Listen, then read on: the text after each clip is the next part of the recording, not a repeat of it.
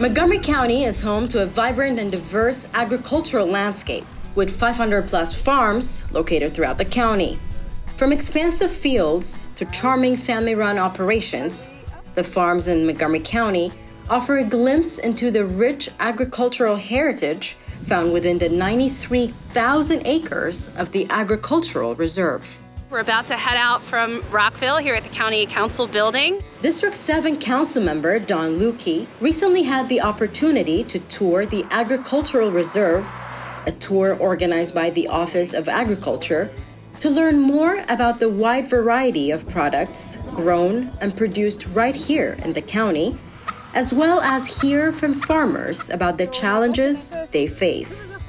It's important to get out and explore because you often don't have a sense of how things interconnect, where they are in relation to one another, and how they fit into the bigger, broader picture until you get out and you're in that area. But there's no substitute for talking to the people who live, work, operate, and know the history of that land.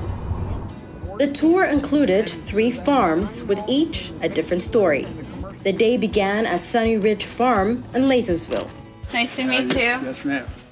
Formed in 2001, Sunny Ridge is an 1,800-acre family-operated farm that grows wheat, corn, and soybeans. This was corn last year. Then we came in with a wheat cover crop. You see it down here. And this is no-till soybeans coming up through it. Okay. We're just strictly a family operation. We're farmed mostly in Montgomery County. You like being outside a lot, I bet. Yeah. I was gonna say, my youngest is 11, and he definitely would much rather be outside than any other place on earth. I do not like inside of our school. It is also known for its cattle operation and using the latest agriculture techniques in order to make their operation more efficient and sustainable. We have a tractor sitting right in there. It runs all GPS. Some of the challenges brought up during the tour include connectivity. We're having trouble with internet access, connections, and I mean, society runs on that. Yeah, everything runs on that. We're cut off of that process. We need to rely on that with The business operations. the business operations and with what government wants us to keep up with. And regulations. The regulatory scheme is rather Well, extensive. that's our biggest problem as a family business now is regulations. And not only this, I mean all the regulations. Everything. It's just There's a lot of different unbelievable related parts. how tough some of them just, we wonder sometimes who looks at the information we generate, but for the amount of time it takes. Yeah, it's a labor-intensive process, and I think that people forget, in farming, there's the science, the chemistry, there's the regulatory components, there's the environmental management components. It's a rather extensive network of things, and land use law.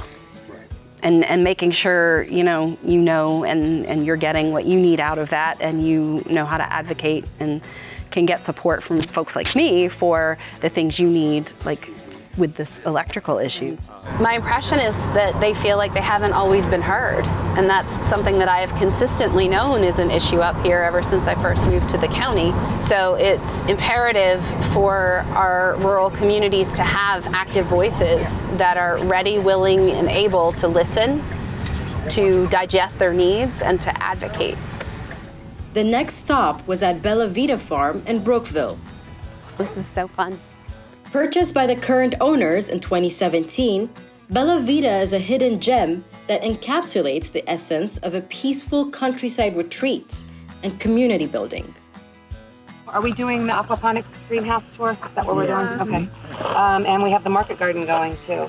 Situated on 103 acres in the Ag Reserve, this family-owned farm produces crops for livestock and a variety of greenhouse vegetables. This is the hydroponic side. We have 2 sets of operations, hydroponic and aquaponics. We use all organic practices inside and out. The aquaponics was how we got started. 4 500-gallon fish tanks. Yep. We We have a mixture of koi and tilapia. And these are our farmers. These produce all of the nutrients, and they may splash you. We are weed warriors. You'll see piles of weeds everywhere because we're That's how you got to do it. So what we do is we'll weed everything. Then there's our pile of leaf grow. We'll wagon it down here, spread it out on top, and the county helps us with that. The Office of Agriculture helps us get that every year. It increases our nutrients and helps with our growth. But Vita also provides opportunities for students to learn about farming.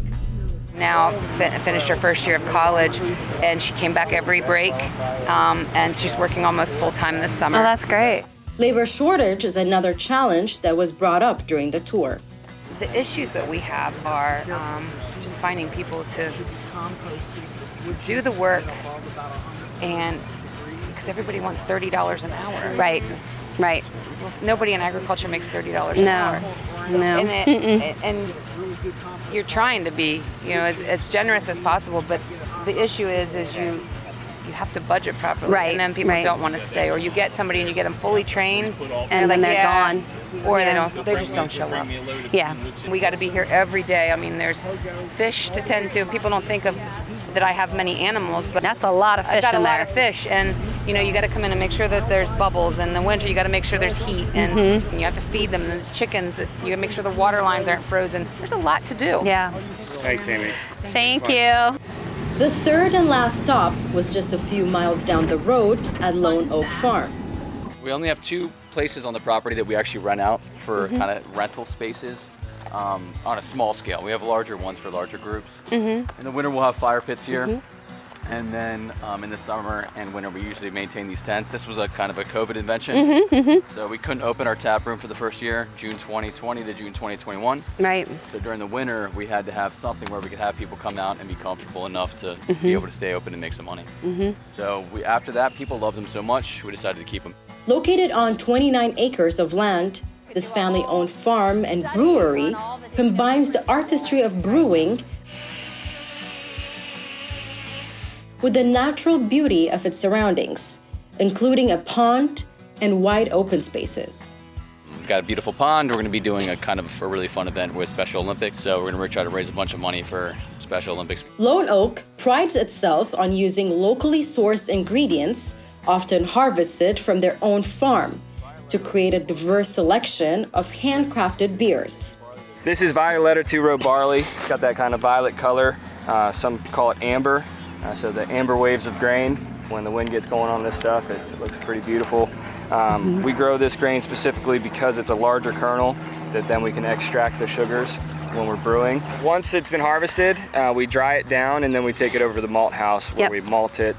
This is local grain that we've worked with local farmers to plant, which is pretty special, trying to tie the economic side of our business to the local agriculture. Lone Oak offers a unique and immersive experience for beer enthusiasts and nature lovers alike. It's a pretty neat cycle because we go straight from the field to the malt house and then directly into the brewery.